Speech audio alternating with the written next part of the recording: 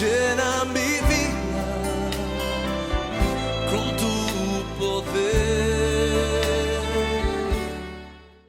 Saludo en el Señor a nuestro obispo Luis Quesada Orellana, su distinguida esposa, nuestra diaconisa Eduvina González Araneda, pastor Luis Saavedra Lobos, vicepresidente ejecutivo, a los estamentos y autoridades de nuestra iglesia y a los pastores y pastoras en general.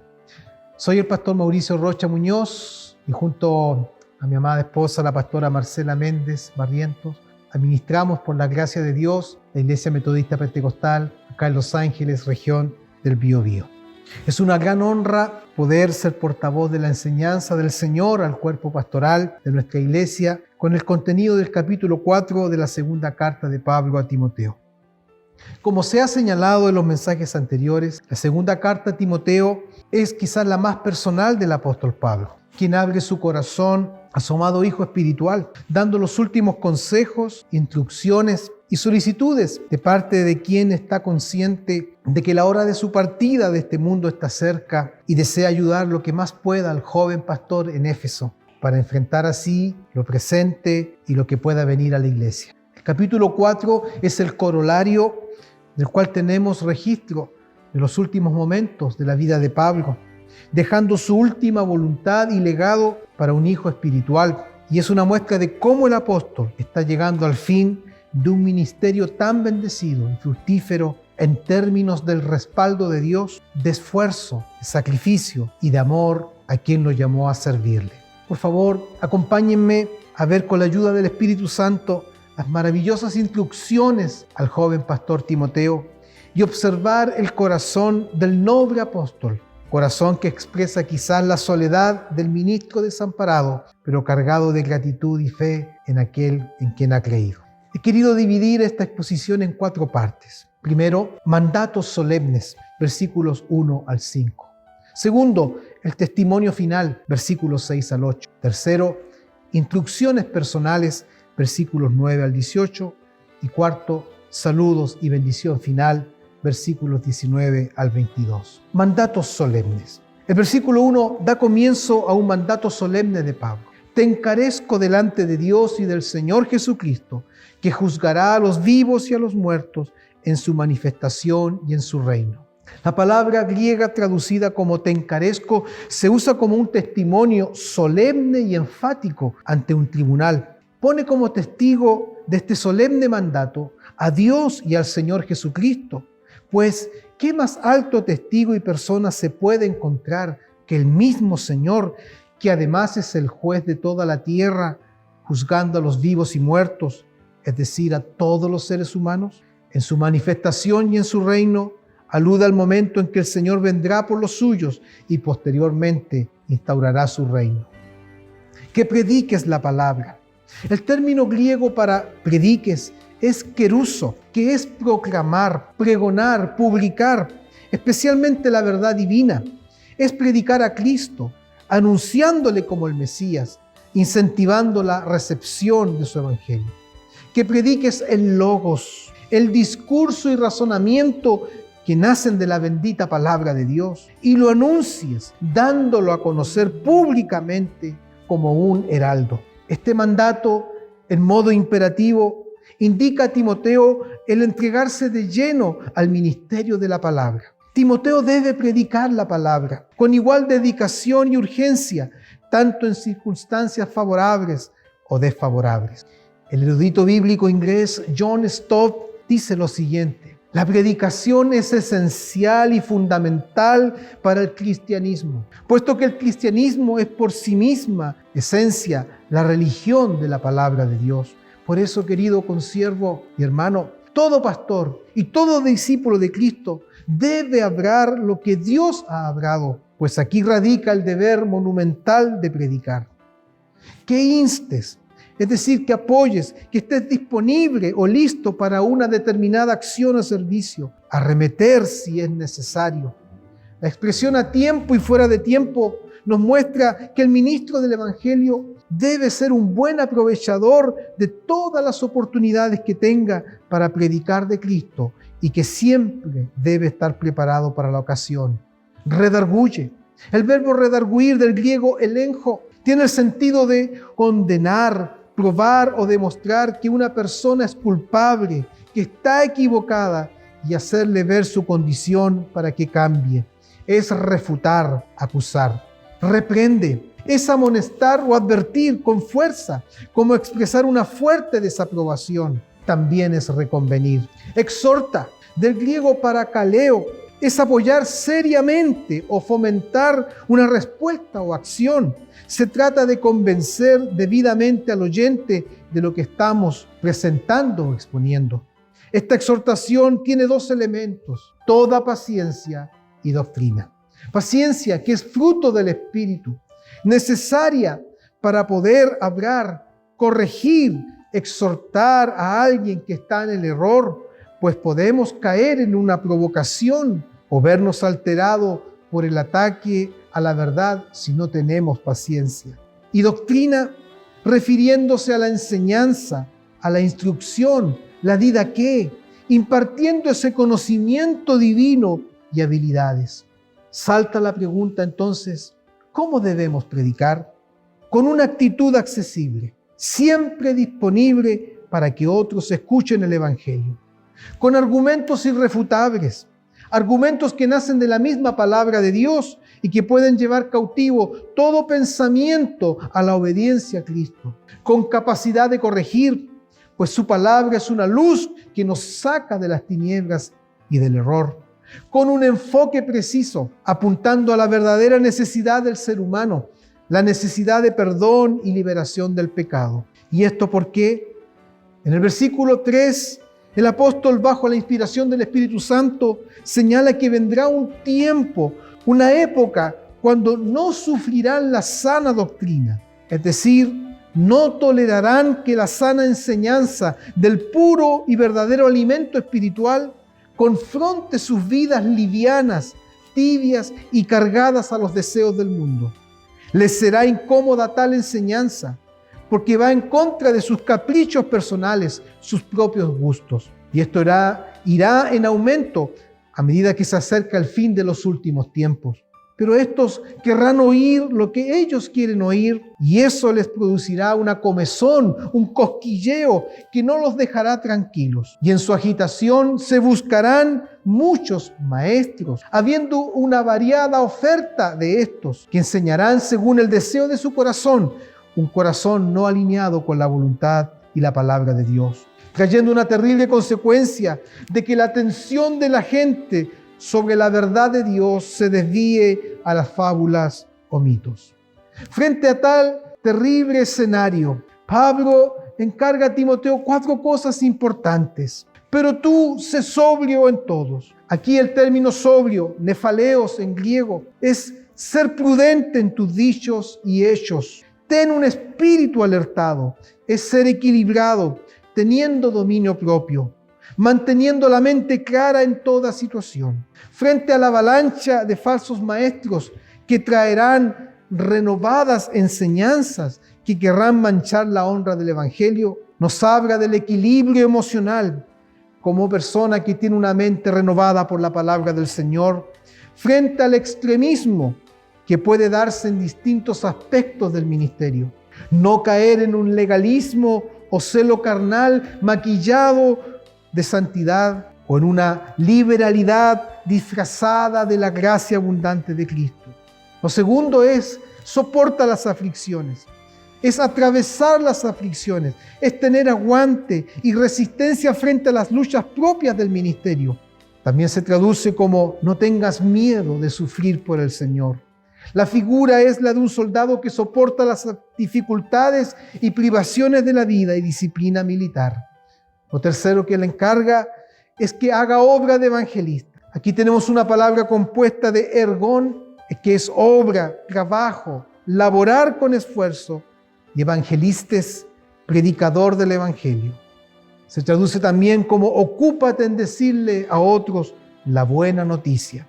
Nos habla de la tarea solemne de seguir evangelizando y seguir ganando almas para el reino de Dios. No cesar de laborar y trabajar en la gran comisión, hacer todo el trabajo concerniente al evangelio de Cristo. Lo cuarto es cumple tu ministerio. Ministerio del griego diaconía es servicio, ministración, distribución. La Nueva Traducción Viviente traduce como lleva a cabo todo el ministerio que te dio el Señor. Acaba lo que empezaste. No lo dejes a medias. El oficio de ministrar en las cosas divinas. La idea es hacer bien el trabajo. El testimonio final, versículos 6 al 8. La inminente muerte de Pablo era vista por él mismo como un sacrificio, una ofrenda a Dios, un sacrificio de libación dispuesto a ser derramado en el altar y no como una pérdida o derrota. Esto le permitía compartir también los sufrimientos de Cristo, pues como dice en esta misma carta, en el capítulo 2, versos 11 y 12, palabra fiel es esta: si somos muertos con Él, también viviremos con Él, y si sufrimos, también reinaremos con Él. Por eso le señala a Timoteo que su partida es pronta y que está preparado para ese momento. La palabra partida se usaba en griego cuando se desarmaba una tienda, se desmontaba un campamento o se levantaba el ancla para que un barco emprendiera la navegación. Así, Pablo sabe que este tabernáculo terrestre debe dejar su lugar para recibir de Dios una morada eterna en los cielos. En el versículo 7, Pablo consideró su vida cristiana también como una batalla, desde el punto de vista de pelear esta buena batalla. No de andar peleando con todos o tener conflictos con las personas, sino de una batalla espiritual en donde sus esfuerzos y sacrificios estuvieron en la dirección de luchar para que muchos conocieran la verdad del Evangelio. Por supuesto, esto le significó un conflicto constante contra el enemigo de las almas, Satanás, contra el propio mundo y su propia carne o naturaleza.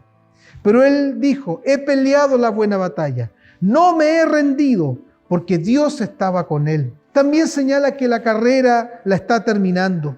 Este largo trecho que comenzó camino a Damasco, cuando Cristo le salió al encuentro y lo llamó a ser un instrumento escogido para llevar su nombre en presencia de los gentiles, pasando por sus distintos viajes misioneros, por distintas victorias sobre las fuerzas del mal, de sufrimientos y privaciones, hasta ahora que está en una lúgubre celda romana, solo físicamente, pero con la fe intacta, pues señala que ha guardado la fe, es decir, no la ha descuidado, no la ha transado por nada ni por nadie, sino la ha preservado, de modo que no sufra ninguna corrupción, pues por la fe nos sostenemos y creemos en Cristo.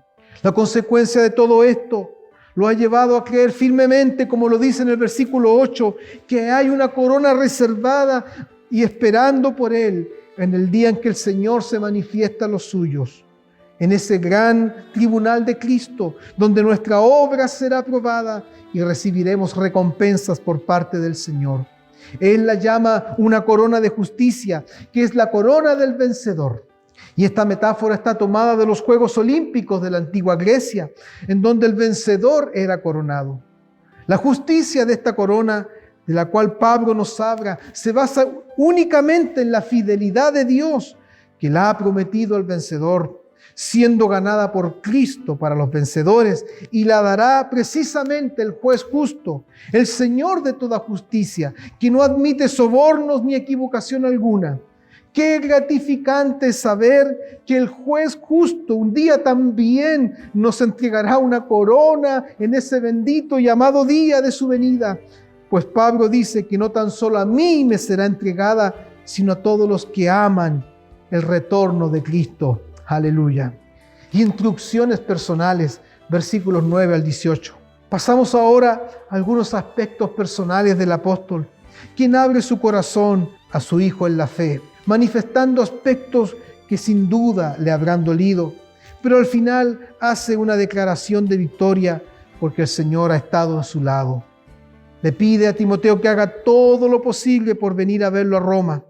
La frase en griego señala: pon de una vez toda diligencia en venir, ponte en camino sin demorar, pues ha sido desamparado por algunos que en su tiempo estuvieron apoyándole y eran parte de su equipo ministerial.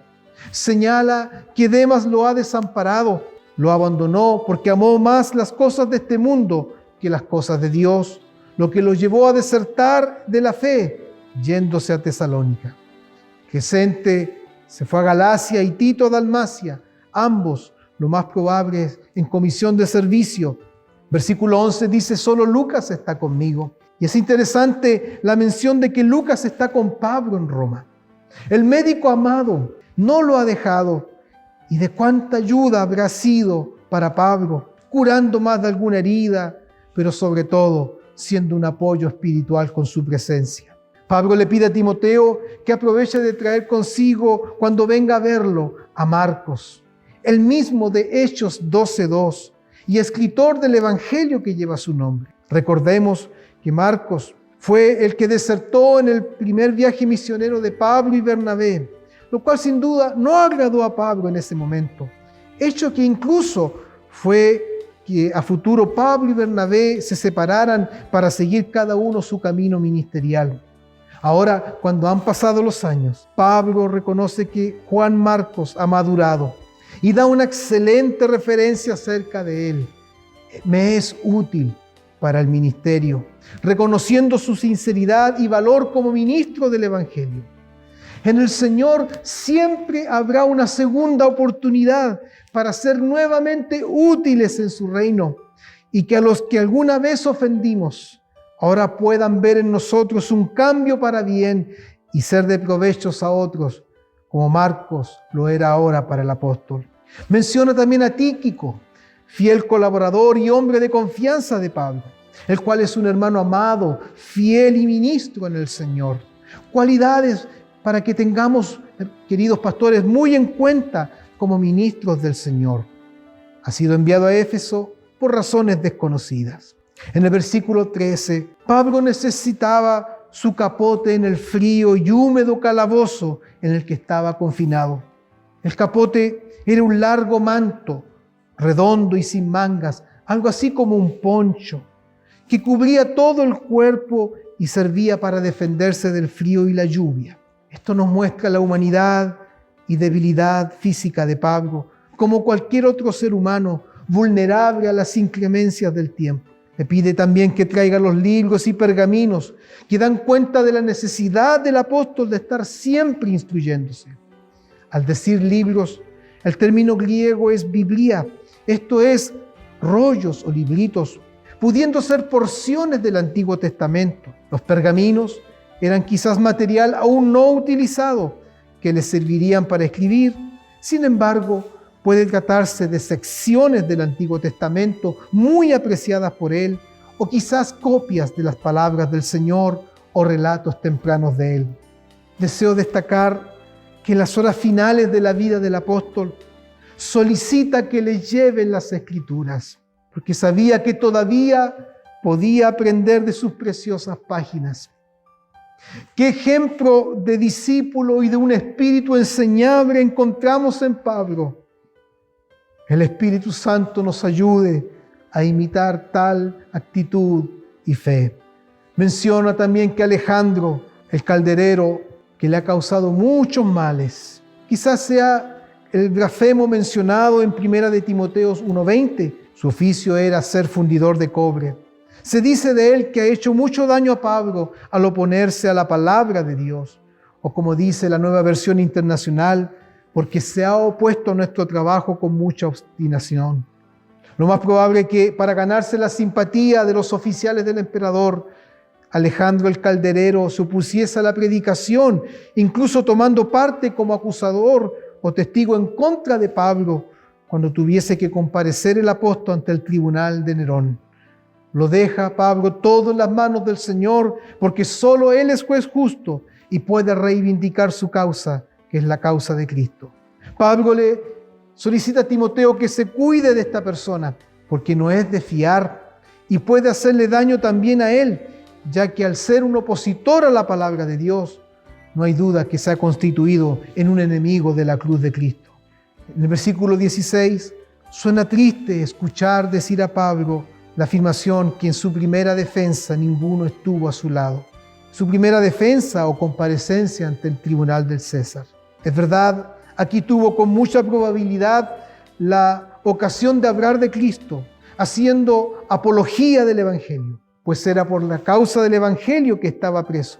Pero nadie se presentó para apoyarlo o testificar a favor de él. No sabemos las causas del por qué ningún hermano estuvo a su lado en ese momento tan crucial. Puede haber sido cobardía, miedo a ser identificado como de los mismos de Pablo, o puede haber sido confianza en que Pablo no necesitaba apoyo, que estaba tan preparado en todo sentido que se las podía arreglar por sí solo. Pero la verdad es que estamos frente al hombre, al ser humano, y que en algún momento difícil necesitó el apoyo de otros y que estuviesen con él, como nos puede suceder a nosotros o a nuestros hermanos. Pensando a alguien que no es necesario el apoyo, que puede estar bien y no hace falta estar ahí alentando, consolando, animando o simplemente un gesto, una palabra. El Señor nos ayude, amados consiervos, a apoyarnos unos a otros en los momentos difíciles, porque no siempre todo será color de rosa en la vida ministerial y cristiana. Nos necesitamos unos a otros como buenos compañeros de milicia. Pero por otro lado, el corazón de Pablo no alberga rencor ni resentimiento alguno con nadie, pues su clamor es que tal falta no le sea tomada en cuenta por Dios, al igual que el Señor en la cruz lo hizo y Esteban en su martirio. Los versículos 17 y 18 nos muestran que a pesar del dolor y la decepción que Pablo pudo haber tenido al estar solo, declara con toda certeza y convicción que Dios no lo dejó en ningún momento y además le dio las fuerzas necesarias para resistir la situación. Todo esto para que se cumpliera el propósito de la predicación del Evangelio de Cristo. De esta manera, él dice, fui librado de la boca del león, que en sentido figurado significa la liberación de los esfuerzos de Satanás de llevarlo a un peligro extremo, librado de una muerte segura. Su confianza permanece inalterable en que el Señor le librará de toda mala obra, pues nada sucederá si Dios no lo permite. Si tuviese que padecer y sufrir el martirio por Cristo, será para entrar victorioso en el reino celestial. Este pensamiento lo lleva a elevar una fuerte expresión de alabanza a Dios, expresando una doxología que prorrumpe en exaltación al Dios eterno. Saludos y bendición final, versículos 19 al 22. En esta parte final del capítulo y de la carta misma, el apóstol le encarga a Timoteo entregar saludos a dos de sus más fieles colaboradores, Prisca, que es Priscila, y a su esposo Aquila, los cuales conoció en Corinto y que son encomiados en otro de los escritos de Pablo, de los cuales se dice que trabajaron tan decididamente junto al apóstol a tal punto de exponer sus vidas por él. Por eso los recuerda y les envía un especial saludo. También un saludo a la casa de Onesíforo, donde Pablo expresa una gratitud especial hacia este hermano, el cual residía probablemente en Éfeso y que, visitando Roma, hizo todo lo posible para localizar a Pablo, que estaba encarcelado, mostrando gran afecto hacia el apóstol. Menciona también a Erasto, que puede que haya sido el tesorero de la ciudad de Corinto o un mensajero que Pablo había enviado a Macedonia. Sobre Trófimo, que era un hermano de Éfeso que acompañó a Pablo hacia Asia, según Hechos 24, señala que lo tuvo que dejar en la ciudad de Mileto enfermo, lo que demuestra que aún los más santos y fieles hombres de Dios que trabajan en su obra no son inmunes a las enfermedades y que el Señor ha de sanar en su tiempo y voluntad.